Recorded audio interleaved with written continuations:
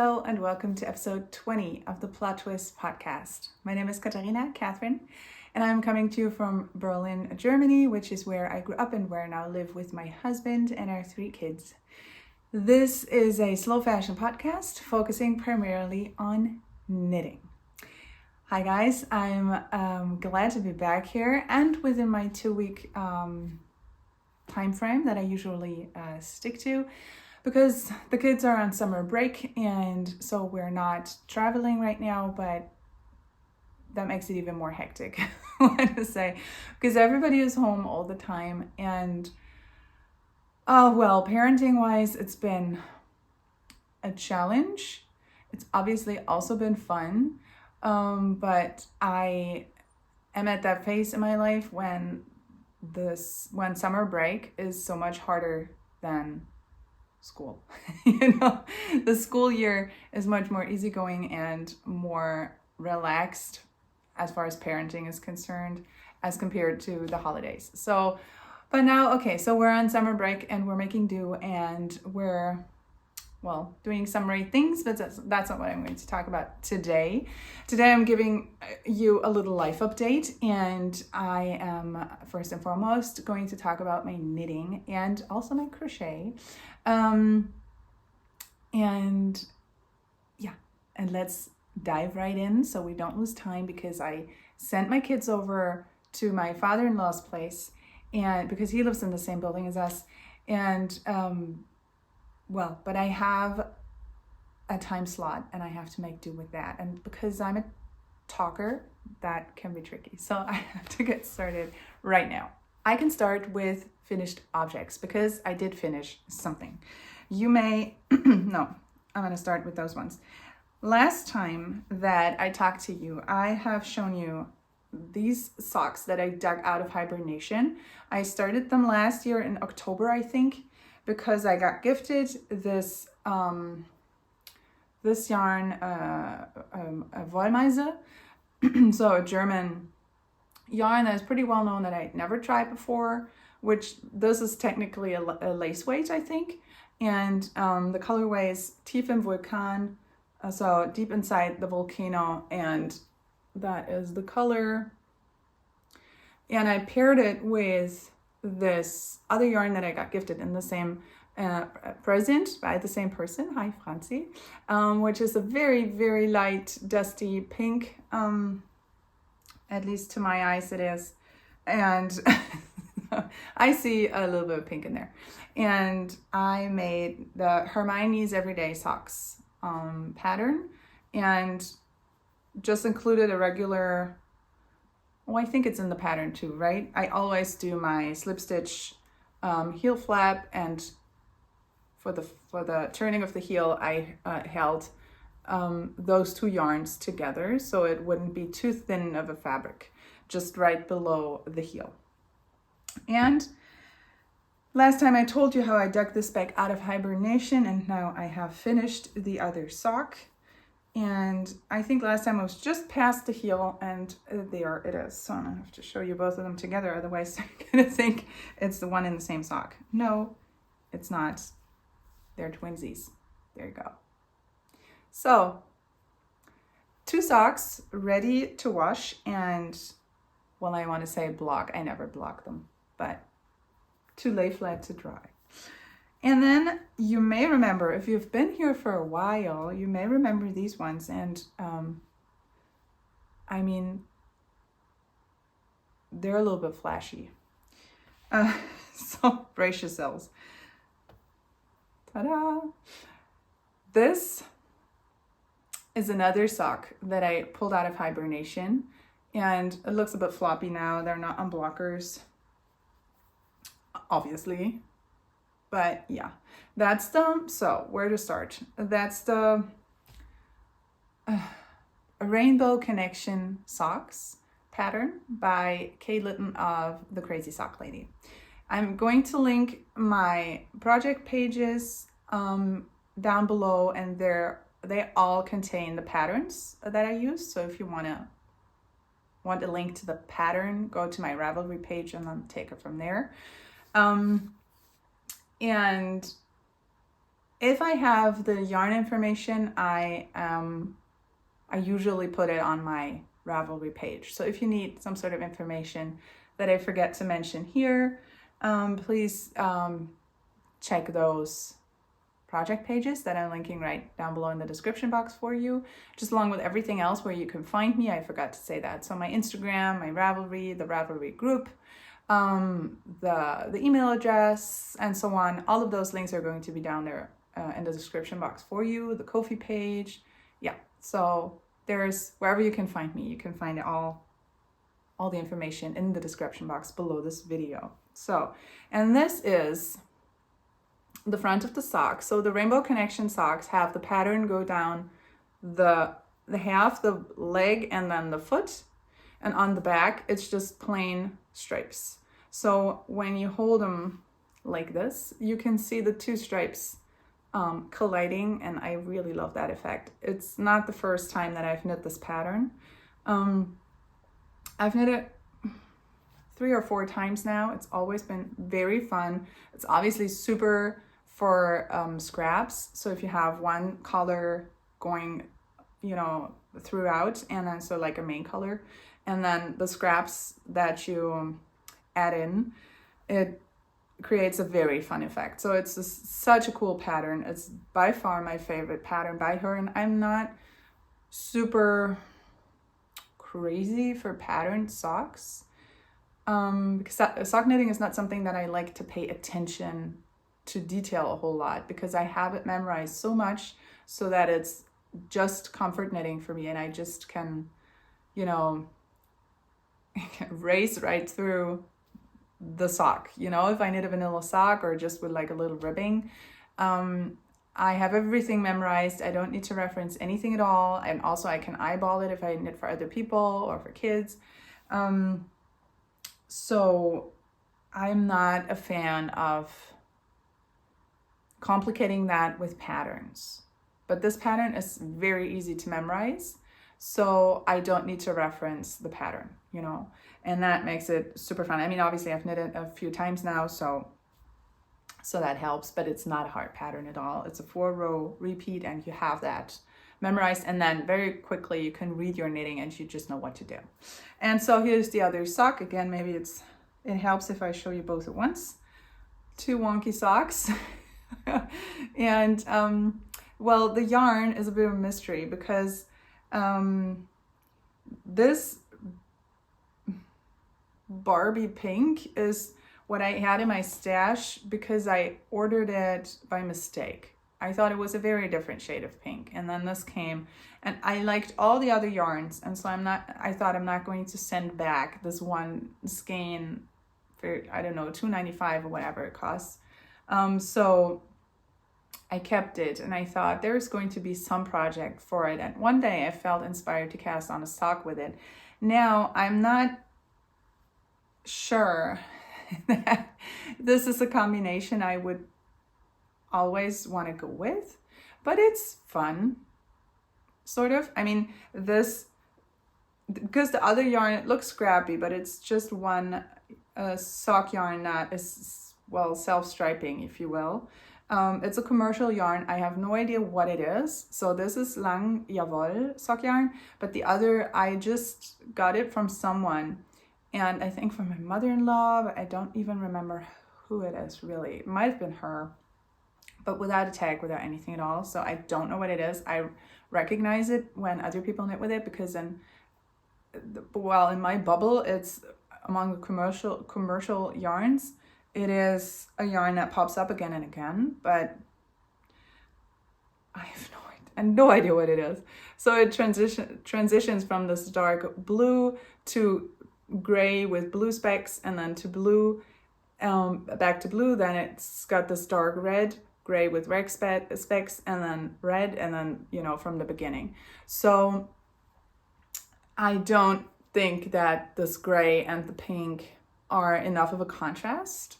So yeah, but I mean, they were fun to make, and I used Sock Week to get those 2 pairs finished. Sock Week is something that is hosted by Nitty Natty, Natalie of Nitty Natty. I'm going to link her channel for you every year. And the challenge is to knit one adult sock, or obviously several, within a week. And so I cast on the second sock for those and finished it. And I finished the half a sock that I had left on my Hermione Everyday socks within that week. I didn't enter them for prizes, but I just took that incentive to work on those hibernating projects, to clear up some needles, to get those off of my mind. And yeah, and that was good. So that felt good, finishing things. And that is the only two things. So the only two projects that I finished since we last spoke. But I have been working on projects. So obviously I'm going to start with my crochet project. You may remember, and now I have to be careful, so I'm not going to take it everything apart. Well, it's still attached to the yarn ball, ball, which wasn't the best idea maybe, but well, that's what we're working with now. So I have shown you last week what my new and really colorful and joyful crochet project is. And that's this granny project. So this granny square, I want to say, doesn't have 4 corners but 6. So that in the end, I need to crochet 2 of those, and then I can put them together, hold on, like this. And you see, this is a half a jacket. And if I have another, then I'm going to mirror and attach them so that you sew the, or crochet, or I don't know. So you sew or crochet the back shut, and then you crochet over the top of the arms and just leave a little bit open right here so that, you know, the cardigan can open. And you attach a little button.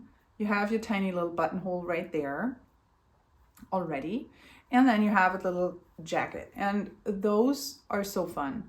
It is really easy to crochet not a granny square with like 4 corners, but to have 6 corners. So the setup is exactly the same, except that you make, well, 2 more sets.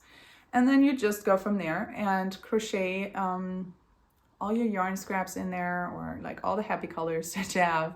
So this is going to be for my daughter. She is 2. I'm going to have to add a little bit, especially for the back. And I'm debating whether I should crochet back and forth only partially around the project so as not to make the armhole gigantic, because that will grow if I keep on crocheting. So I might only crochet those, hold on, like down here and up here, so that it grows in width and in length, but not the arms, but I'm not sure.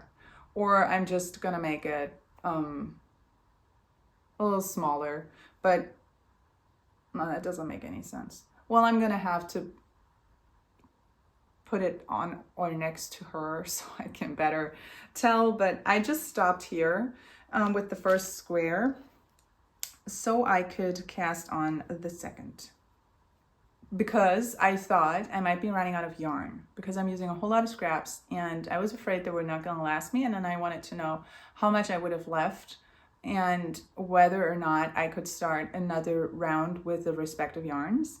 And that was a good idea I did that, because I was cutting it kind of close with some of those colors. So obviously there's a ton of ends to be woven in at the end.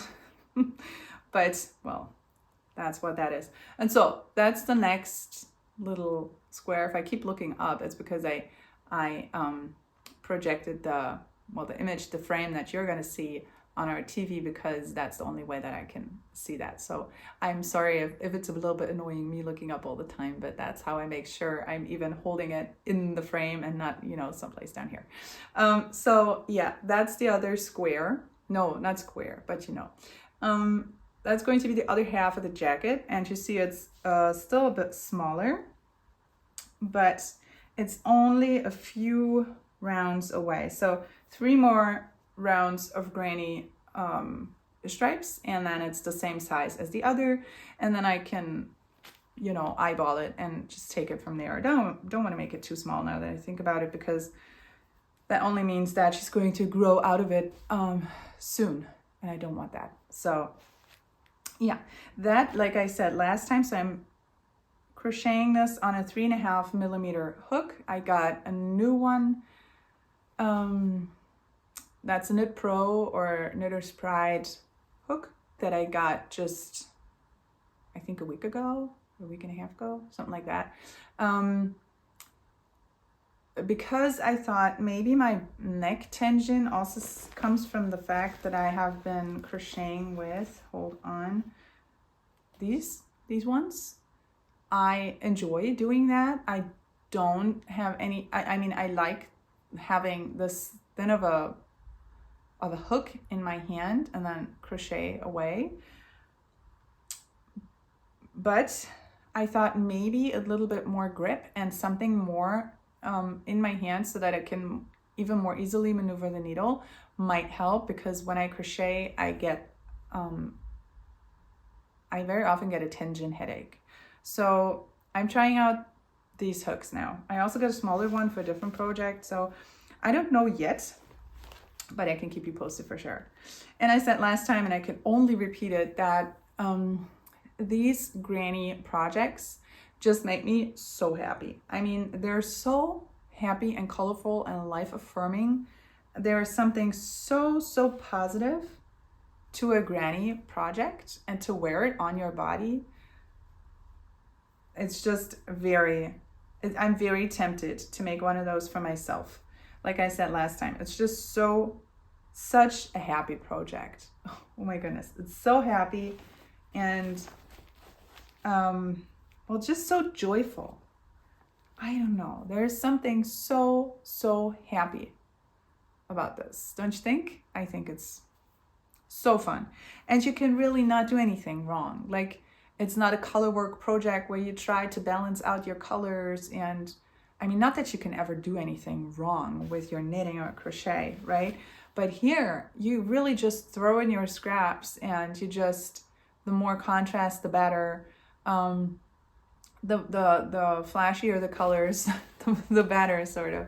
And that's just very fun. So I'm still debating getting thicker yarn, so I'm not going to do that with fingering weight yarn. Also because I want that little bit of a thicker look, but I'm still debating getting pretty colorful, maybe DK weight yarn, or even a little heavier, maybe even worsted, something in that neighborhood, and making one of those for myself. That might be super fun. I don't know. I'll see. I'll think about it. Okay, but this is living in this drawstring bag, in this pretty little bag, and that is bringing me a whole lot of joy. I don't crochet on it every day, but I have my days where I sort of zoom through a few colors and then have to pause for a bit because of my shoulders, but that's okay.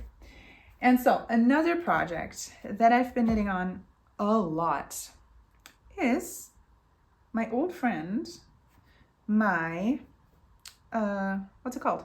Jelly Roll blanket. So that's a pattern by another K, not the Crazy Sock Lady, but K Jones of the Bakery Bears. And now I'm going to show you the blanket so you get an idea. Maybe you remember, but it's changed. It's grown. And then I'll talk about it. Okay, it's hard showing blankets, but I'll do my best and shut up for the moment.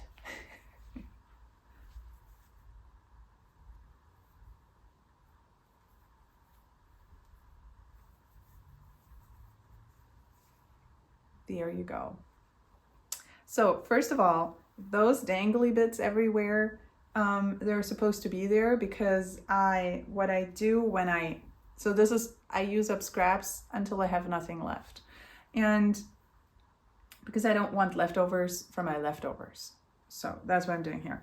So I use up one color, and when I get to join another, I just, as with many scrappy projects, I just knit them together for like holding both of those strands for 10 to 15 stitches, like I did here.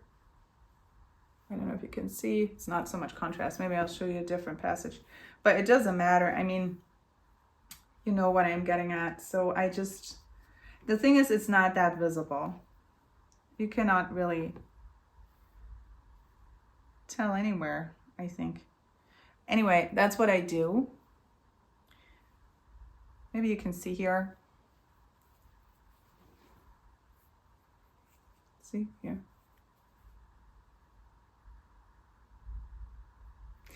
Maybe you can, I don't know. So I hold these together, knit them together for a certain amount of stitches or however long they last, like 10, 12, you know? And then I drop the one where it's just a tiny little end and knit with a new color. So that's how I join in the colors. So then when I'm done, I only need to weave in those ends from the cast on edges. But those, come to think of it, I mean, I'm gonna finish this off, you know, in the future, sometime down the road, with an I-cord bind off. And when I pick up stitches for the I-cord, I'm going to weave in those ends. So I'm not going to have to deal with those. So these are going to be taken care of because I'm going to, well, just wave them around the thread that picks up stitches from the cast on edge or bind off edge also, because it's going to go all the way around. And, or the garter bump edge for that matter. So you know what I mean. And then I'm only going to have to weave in the ends of that, the two ends of the I-cord edging, I think. If there isn't something that I don't see now, these are going to be the two ends that I have to deal with, you know, eventually. So this is why this looks a bit messy, but there is a method to the mess. So yeah,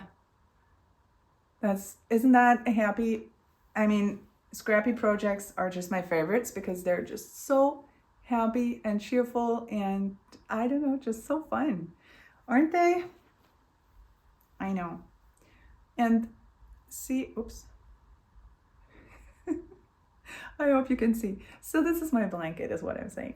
And the thing is, you knit one of those strips and then you knit the next and attach it as you go, and then the next and then the next. And then when I started this, I remember saying, like, I don't want to go all scrappy with that project, but I want for there to be some sort of direction. So I'm going to knit one strip or stripe with all blues, right?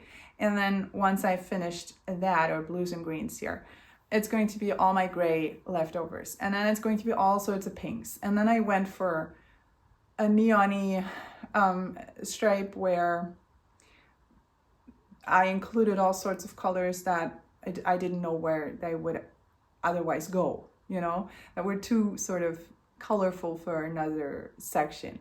And so then I went on to the green, and now obviously there is the, oops, man, this is big, the orange. Oh. And now the orange, right? Orange and yellow, which interestingly enough, I do enjoy. I'm not an orange person, but neither am I a yellow person, but I really love those colors. Isn't that so fun? Yes, it is so fun.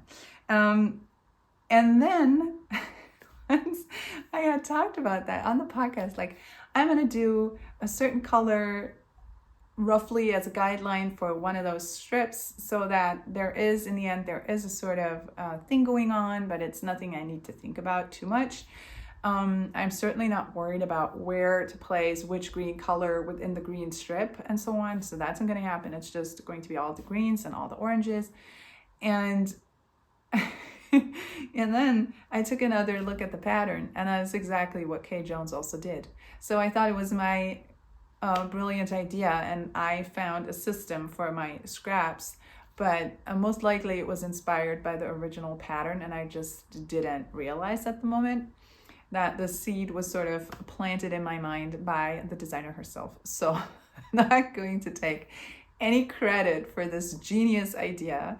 I'm just going to keep on keeping on with this blanket because it is so much fun. And I've really been knitting on this a whole lot. And since we last spoke, I think, yes, I knit the entire green, sorry, this looks super messy, but I knit the entire green strip, right? And where is it? And the orange. So one entire strip and about a third. That isn't too bad because 2.5 millimeter needles, my friends, with fingering weight yarn. And that's really something that I discovered now because I have my Cozy Memories blanket, which is pretty big. I knit this on 2.5 millimeter needles with fingering weight yarn, which is part of why it took me so long to finish that. And it doesn't matter. It's a slow craft and I don't have to win any prizes, and it's not about getting done super fast. At some point I wanted to get this done, but that is, I think, a healthy part of any process, that you, even if you enjoy the process so much, you want at some point to finish that particular project and move on to another one. So that isn't a bad thing. But and I'm not with the blanket project, I'm not there yet. So it's not like I can't wait to get this off my needles at all. It is super fun. Exactly the sort of knit that I need right now. So that's not the issue, but it is maybe not a wonder that it takes me a handful of years to finish a blanket when I knit every blanket, and that's always a side project. It's never my main knitting project, right?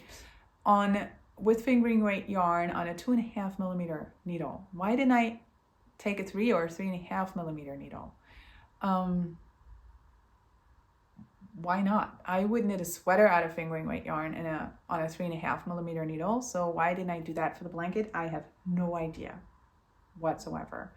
And yeah, well, it is what it is. But I think the next scrappy project, so once this blanket is off my needles, the next blanket that I'm going to cast on, and there is definitely going to be a next blanket that I'm going to cast on after that, is going to be on a slightly bigger needle, just slightly, but it's going to be a little bit bigger. I would like to knit a DK weight blanket, but then I don't have enough DK weight scraps because it's not my go-to. Fingering weight is my go-to. So I'm assuming I will have more of those by far, of those scraps of that particular weight. So yeah, but I'm gonna have to move on to slightly bigger needles so that I get a little bit more progress done. Is that how you say that? So that I get ahead a little faster. And can also make the blanket bigger without adding so many stitches to it, you know?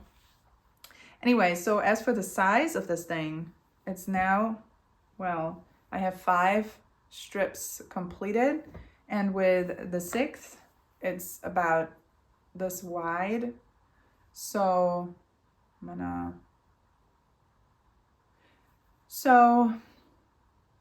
I think double the width would actually be enough because it's not super long. I mean, I didn't measure it now, but like, I don't know.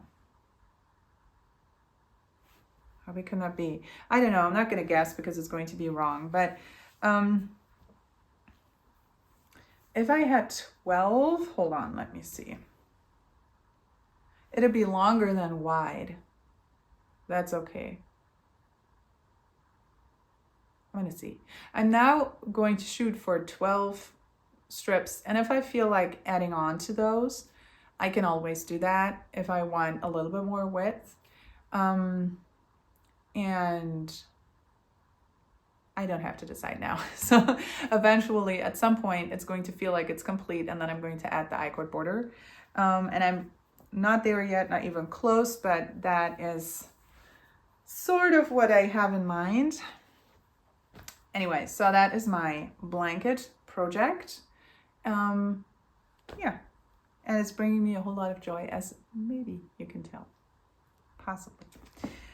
And okay, so this is my yarn that is currently attached. I'm using DPNs that I once got in Denmark that are pretty sharp, or not as sharp anymore because they've gotten a little blunt, and one of them has broken, so I wouldn't use them for socks now anyway, but they haven't been fun on socks because they're too pointy and just not that good quality, I don't think. But they're good for the blanket. And I cannot tell you why, but it's sort of the right needle for that project.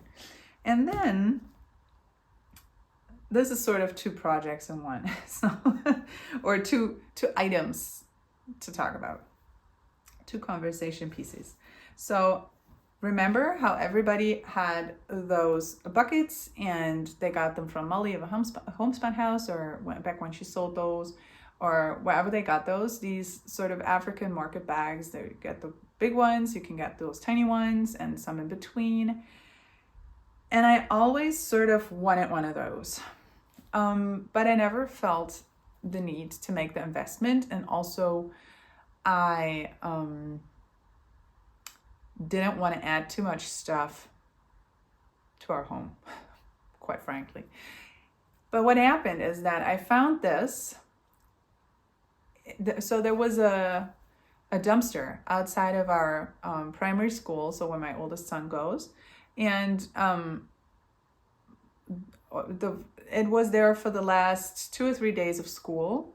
School ended about a week and a half ago in Berlin, and everybody threw all sorts of, well, I want to say trash, but it wasn't all trash, from their classrooms. So all the teachers threw whatever they didn't need anymore from their classrooms and what didn't seem to belong to anyone into that dumpster. So many things ended up in there that were not trash and that were perfectly fine and usable, and then people were allowed to pull those back out and take them home. And many people did, which made me pretty happy, because when there's perfectly good things in there, why would you trash them, So, and I was there for like a different purpose, and then I saw this, and I saw that there was this basket in there, and I thought, oh, I wanted one of those. So I'm going to adopt this little thing and see if it gets to have a second life with me. And those little leather thingies, 2 of the 4 that where the join is, were loose, and I had to reattach them, and I didn't do a job as good as the people that made those, so who know how exactly to tie those, but it lasts, so it sticks, right? But then the thing is, see how wonky this is. This is super wonky, and at some point, see, it's really, well, it's really lost shape entirely. Can you see this? You can't see them. This is really such a mess. But I thought, I'm going to take it on and I think about whether there's something I can do. How do you get those in shape? Does anyone know? If so, please leave a comment down below for me, because I'm really interested in how you can reshape those. Do you have to wet them and then,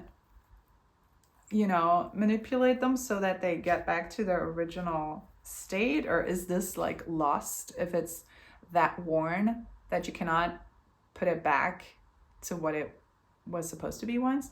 Because I remember that Molly used to just, they came flat sort of, and then in the mail, and you had to shape them yourself. So how does that work? If anyone knows, please let me know, because I am in need of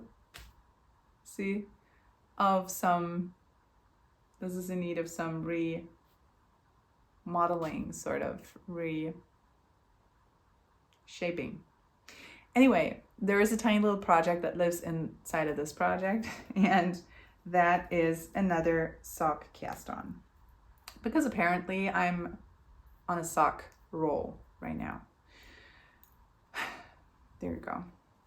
I've only knit this much and there is no second sock, so this is all that I have. But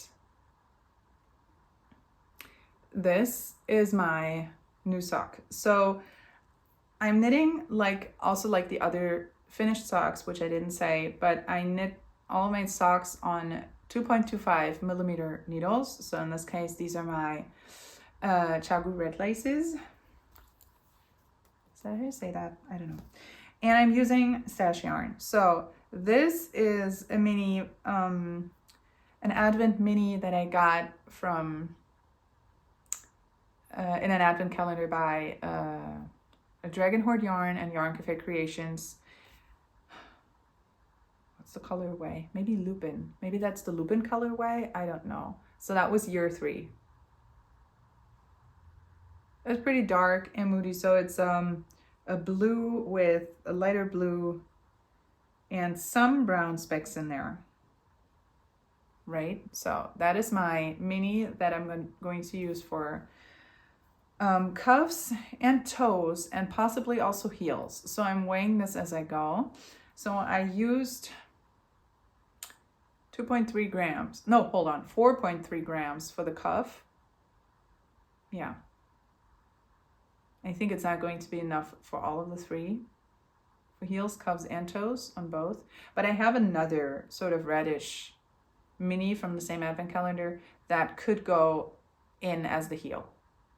So I'm debating, adding in another mini, but I'll see. For now, I've only cast on the leg proper. So I cast on 60 stitches on 2.25 millimeter needles, which are US size 1s, I think. Yes. And then for the leg, I switched to 3x1 ribbing. So from 2x2 for the cuff to 3x1. So knit 3, purl 1. Because I want to give the leg a little bit of structure so that it clings a little bit to the leg, right? And isn't too loose, because this is superwash yarn and this is just what might happen. And now the ball has come a little untidy, but that's the yarn.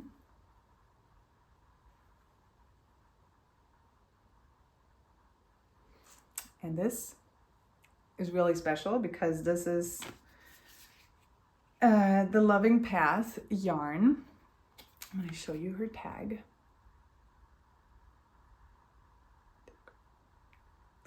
In the color, so this is her high twist sock base in the colorway Supernova.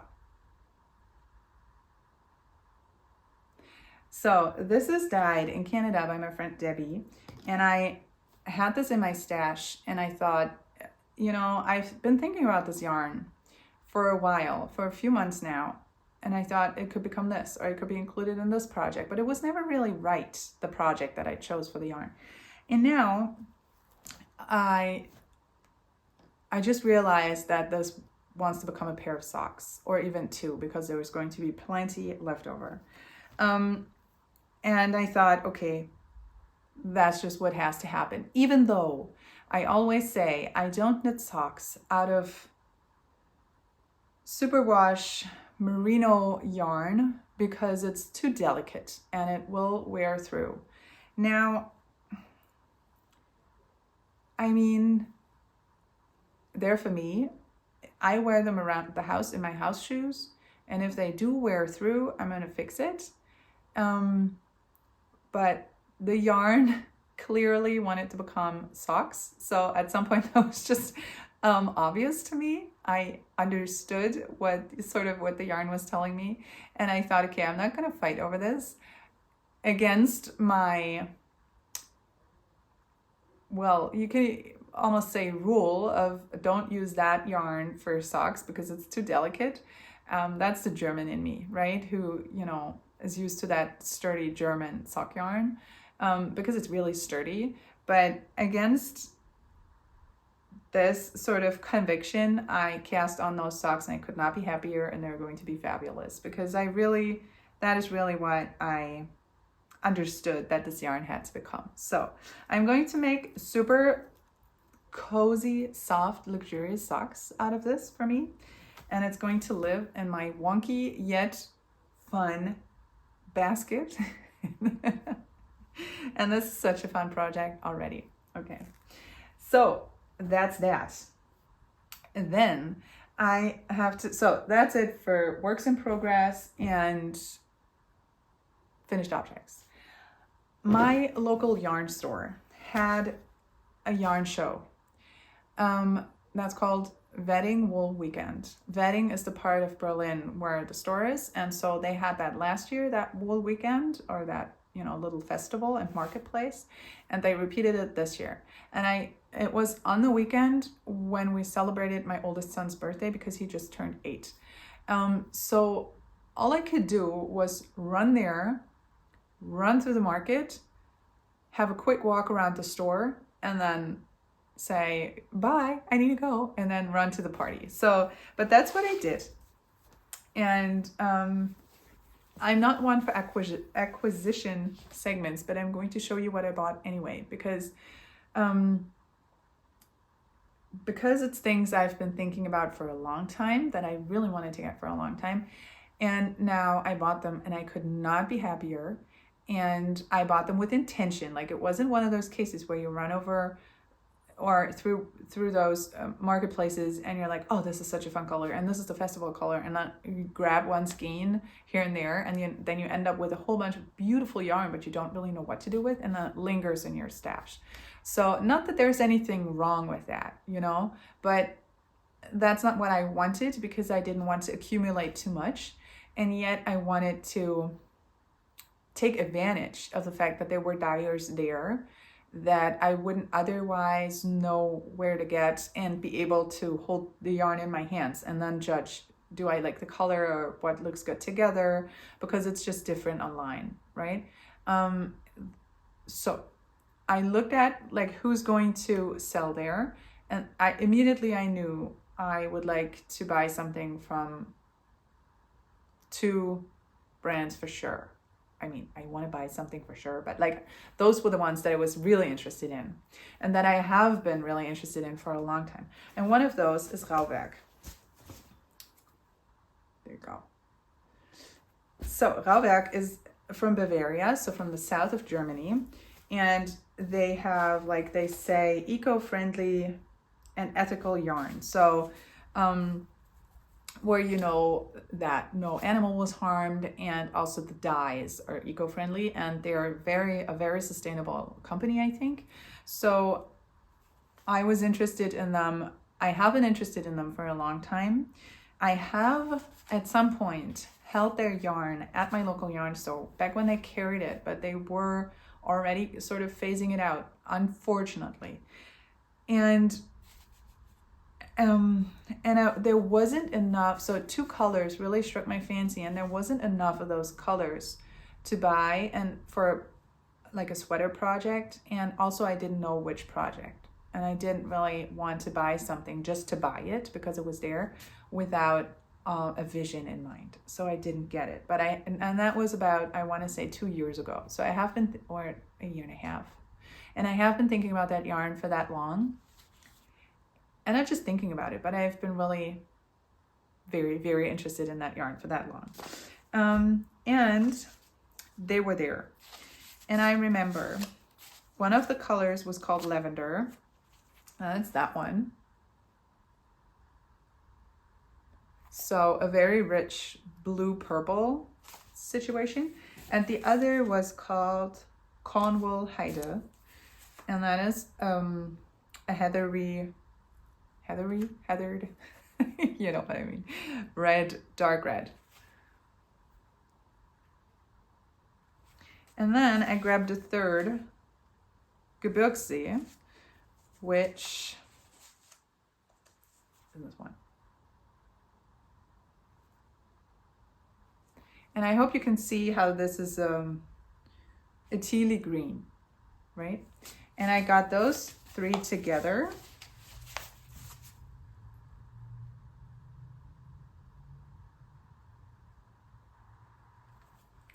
And I have 3 of the purple, and then 1 each of those. And I was thinking, so this is obviously going to be the main, I'm making a sweater. right? Eventually, sometime this winter, I hope. So not now. These are not going to be cast on now, but soon, I hope.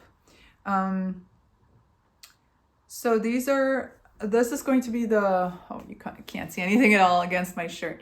But so this purple is going to be the main color of the sweater. And the other two are going to get, well, again, you can't see it now with the dark, but are going to get striped in across the yoke and possibly also on the cuff, I thought, because that might be nice, because then I get to see it more often, because I see my arms, but I don't necessarily see my, chest and neck throughout the day. So yeah, that's sort of roughly my plans for this yarn. And I'm very excited that I got to meet them in person and got to choose the yarn in person, which is weird. I always hear people saying, I saw the yarn in person, but the yarn is not a person, it's yarn. But apparently you say that. So I got to see the yarn in person and then to choose it and to combine the colors. This is very moody and jewelry toned, so right up my alley. And then there was another dyer that I desperately wanted to check out in person, and that is Madame Benoit. She too is a German dyer, and she also, by now, she only dyes with plant dyes and has also become is also one of those very sustainable hand dyers in Germany. So again, I don't know. So those are two German brands that I bought from. I bought from another German brand, a third one that is also a brand that I have never tried before, but I can't now show because it's a gift of someone who will watch this, for someone who will watch this. So, yeah, well, what did I want to say? I don't know how available this is going to be to you because most of you are going to be in the States. So, I mean, you can always order from Germany, but I'm assuming those two are not necessarily going to be in the yarn stores near you. I don't know. That's why I don't really like acquisition segments, but I'm going to show them anyway because I got really excited about them. And there's always going to be equivalents, wherever you are in the world. Anyway, so Madame Benoit, I wanted to try her yarn out for quite a long time, or have wanted to try her yarn out for quite a long time. And now, when I was there at the festival, this is what I got. I'm going to show you, and then I'm going to tell you what the bases are and so on.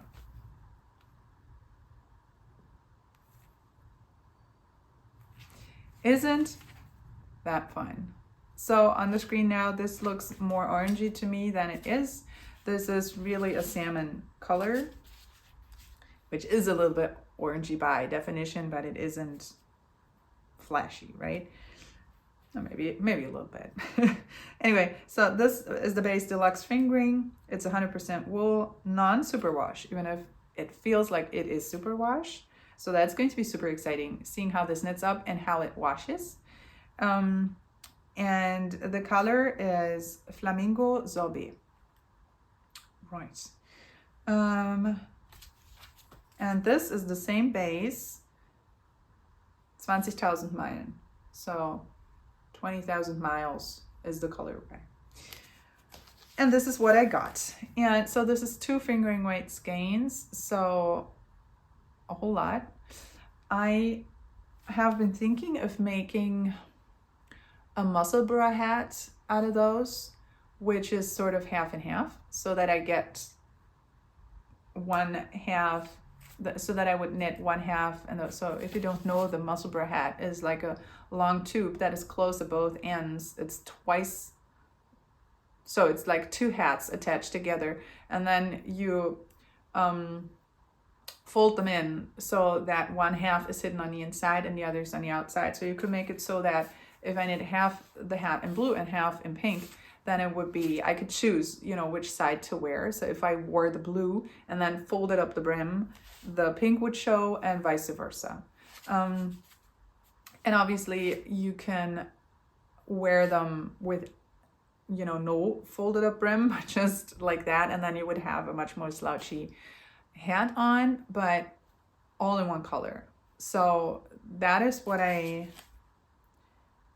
thought when I bought these. And then I thought, because this is going to be twice the amount of yarn that I would need, I could make 2 hats, 2 identical ones, and gift one to my goddaughter, because then we could be twins, and that might be fun. I'll see. But that was what I had in mind, and I'm super happy I got this yarn. And sorry, I have to rush a little bit now because I'm almost at the point where I have to pick up the kids. But I can quickly tell you what I mended, even though I'm not going to show it now because that would take too long. But if you want to know more, you can check out my my episode from 2 weeks ago, which is where I show my set of pants, Fjällräven pants that I found on the street that are perfectly fine and in really good condition. And I've been meaning to buy one of those pants, and they don't come cheap, for over 10 years now.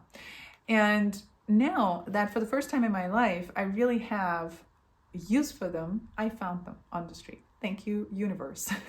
And the only thing that they had was where the thighs rubbed together, one side was worn a little bit through and the other was just a little strained, but there wasn't a hole in them.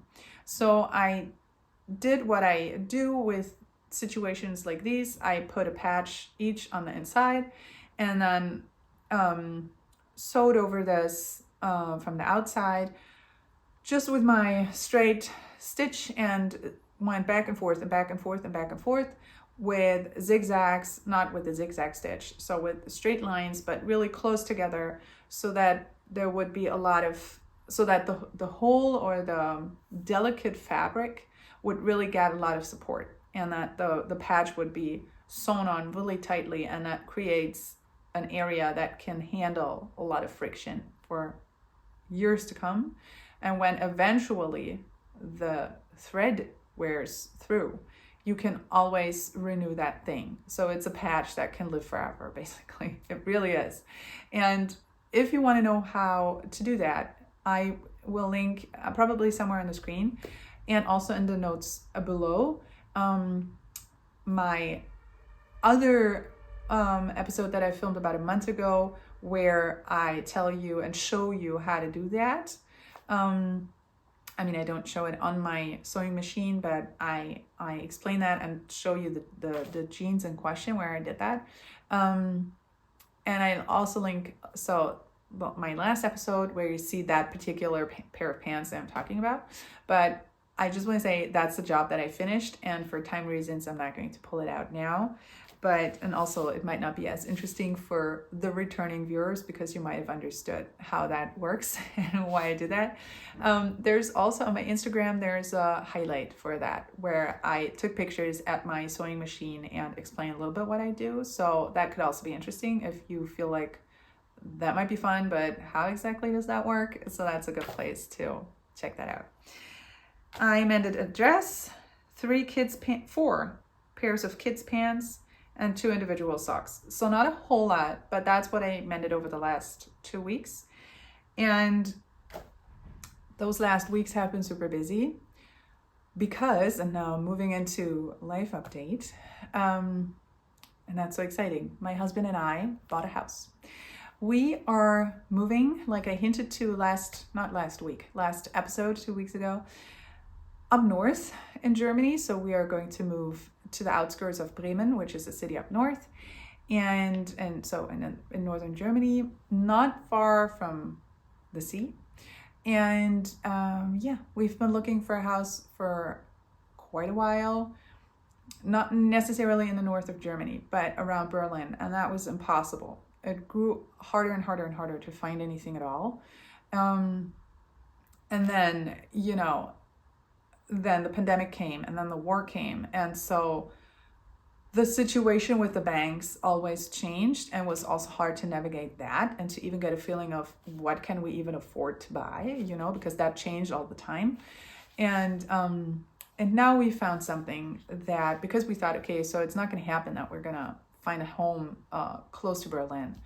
And if we have to go someplace else, we can really go wherever we want. And if it were just my husband and I, we would have probably moved to Norway. But with the kids, we decided to move up north, just to the north of Germany, because that's where we really wanted to go. And so we got the house. We signed the contract exactly a week ago. It was quite a journey because it feels like banks are working very slow. You know, when you wait for something, it feels like extra slow. And then there was a whole lot to take care of with the house proper, and, you know, things to just negotiate with current owners, or former owners, I should say, because now we bought it, and now we're waiting because now, bureaucracy, right? Now different things have to happen, and then everybody pays, and then we get the keys, and then we get to go into the house, and, you know, then it's ours. So we're just waiting out those weeks, and then there's going to be renovation that has to happen. Not so much, but enough so that we want to do it before we move in with the kids. So we're probably going to move at the end of October, which is what my plan is right now. Our plan is right now. So yeah, we're going to move this year, but not quite yet. But yeah, that's what's been going on over the last weeks, which is why I needed a lot of sock knitting and mindless knitting, like my blanket, and why I haven't done a whole lot of mending. Because it wasn't as mindless and as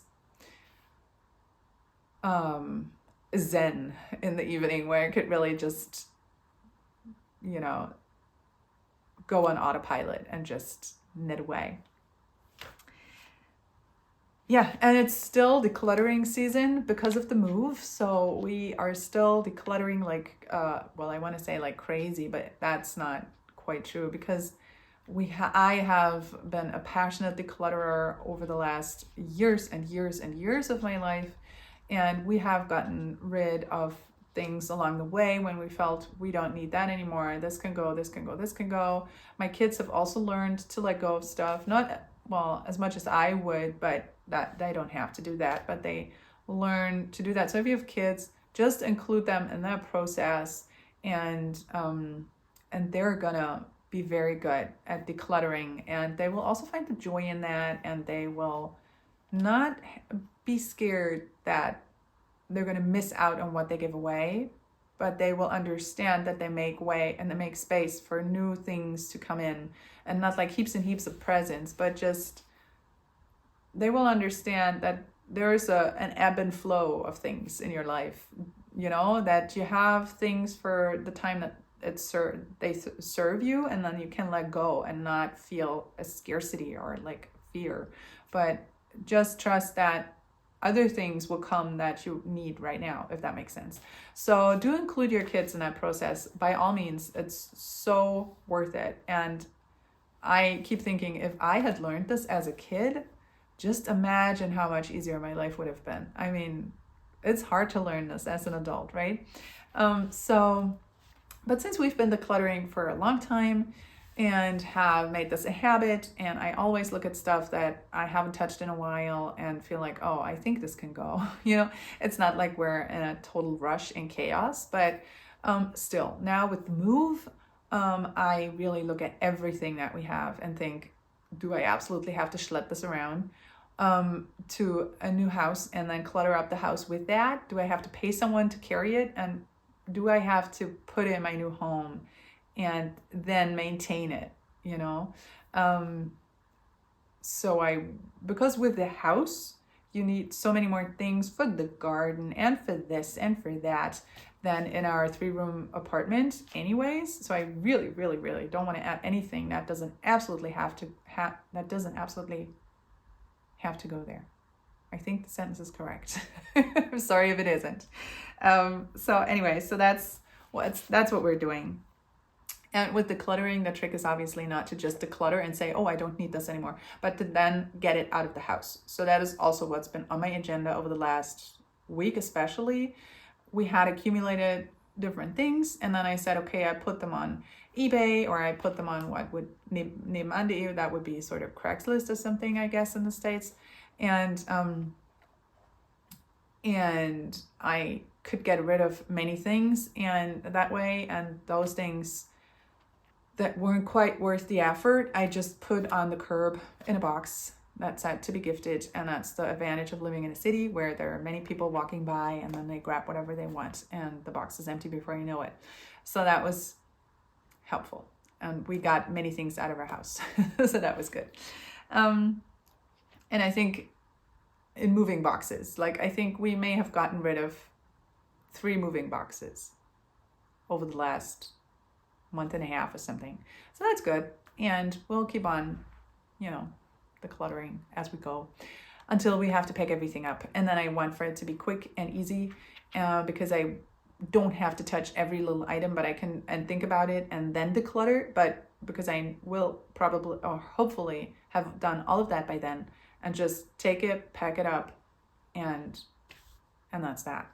That's always been my goal with decluttering. I want to know the inventory that I have, so that there are not ever going to be extreme surprises. I want it to be the boss of my stuff. So, well, that's sort of where I'm coming from. And then I can quickly talk to you about my current obsession, which is, of course, related to Emma. But not now to the 2020 movie. But I discovered a podcast. And you may all have heard of it probably because it's not been around for 5 minutes, but I didn't know it existed. It's called The Thing About Austen. And there are 2 ladies, now I don't know what they're called, but they, in every episode that's about a half an hour long, they talk about one specific, material item that comes up in Jane Austen's novels, not just in Emma, but like in all of her novels. Or things like specific holidays, or why does everybody go to Bath all the time? Or what was the tradition with this and that? And why did they wear that coat? And, but material items mostly. So they come from at least one of them is a scholar, as am I. So I come from English. I studied English. I have a PhD in American studies, right? So I studied English and Italian. So I'm a scholar in the sense. And I wrote my PhD on rooms in contemporary American fiction. So I had my little share of material culture studies as attached to that. And one of the ladies who present the podcast is also in material culture studies, as I understand. And that's where that comes from, that they take out different little things like someone's pen or watch or coat or porcelain, and then talk about that. And it's fascinating. It's really fascinating. You learn so much about the world of Jane Austen, right? And so I've been listening to that like a crazy person whenever I could. And they talked about the 2009 Emma version, and they referenced some things there. And I thought, okay, so that might be interesting seeing that movie, I thought, but it's not a movie, it's a series. It's a BBC series, and in 4 parts, right? So as of last night, I have watched those 4, and I thought, well, there were several things going on in my mind. With Pride and Prejudice and the BBC version from 95 or whatever that is, with Jennifer Ehle and Colin Firth as Mr. Darcy, I feel like this is the perfect adaptation of the book. So I really don't see a point in making another movie for Pride and Prejudice, because I feel like this is done perfectly, somewhat like Sense and Sensibility, the Ang Lee movie with Emma Thompson and Hugh Grant and Kate Winslet. So that's done so well that I don't think there's a need for more reproductions, sort of, right? Because Colin Firth is Mr. Darcy, and that is what Mr. Darcy is like, just like Kate Winslet is Marianne Dashwood, and there is no 2 ways about that. So why bother and make another movie, right? Please disagree with me, that's okay. It's just like, I think, okay, perfect. I don't need to see another movie for those two, right? But with Emma, whole different story. Because I think with Pride and Prejudice, interestingly, I feel they got it right. And it has to be right? And it's not a question of interpretation, but it's either right or it isn't. Like, I'm really sorry if you love it, but I don't like the Keira Knightley version of that movie, because I think there's so much not right about that interpretation, which is, of course, says everything about me and nothing about the movie. But as opposed to Emma, where I think you can make many, many movies or a series out of that Emma movie, and every interpretation is going to be so interesting, and it's going to get something right, because it's, well, complex in a different way than the other books are, right? Because it's much more open to interpretation in a way, because Emma is such a weird character, and because of those characters like Frank Churchill and also Mr. Knightley, but Mr. Knightley isn't maybe as drastic of a character as Emma when it comes to like different interpretations. But well, with especially with Emma, I think the story as such sort of gains with every interpretation. Like, it's good for the story to be out there in different interpretations, if that makes sense to you. I hope it does. I think that the Emma as portrayed by Anya Joy Taylor, is that her name, from the 2020 movie, is more spot on for me, because she is more aloof, as opposed to the 2009 Emma, who is so cheerful and really eager to be Jane Fairfax's friend. And yes, her cheerfulness is very much directed at herself as opposed to everyone else, but she is very friendly and nice and not as aloof, and I think the 2020 Emma is more spot on in that sense. But there is something about the 2009 Emma that I find very convincing as well. I don't agree with the 2009 Mr. Knightley, because he is too blah for me, and I have to say it like that. I'm sorry, but he is not interesting enough. He is not a love at second sight. Whereas the 2009 and the 2020 Emma movie, Mr. Knightley. So whereas Johnny Flynn in the 2020 movie is such a love at second sight, where in the beginning you're like, well, and then you really grow on him, and he is more, I like his interpretation of Mr. Knightley much more, because he has more of a profile. So he's a more interesting character as portrayed by that particular actor, I think. Also, I like the actor's interpretation of Frank Churchill a little more in the 2020 movie, because he's even more of a pig as opposed, again, to the 2009. But I like the series. Like, I like these the BBC show, and I've now only seen it in German, because it was only available to me in German. Because in Germany everything gets dubbed, and but that obviously that changes the entire thing a little bit. So now my husband dug out the English version for me. So now I'm going to rewatch it, hopefully starting tonight. I don't know, in English, the BBC version, that is, and because the 2020 I've watched that in English to begin with. So I'm going to rewatch it and then see whether I change my thoughts. But it's a very fun interpretation. It's a fun show, if that's the right word, but like a fun series. And it definitely has its place, even if I still prefer my 2020 movie, but that isn't a surprise if you've been here before. It really isn't. But that's just to say, that was my current obsession. Again, dealing with Emma. Now I really want to read the novel yet again, because there are always little scenes and particulars that you forget when you watch the movies so often. Just like with Harry Potter, that also happens to me with that. And yeah, I'll leave it at that, because it gets too nerdy otherwise. I also have to run and get the kids back home so they can be crazy here and not at their grandfather's. And then I'll have to take them outside for a walk and have to go shopping with them and all of those things.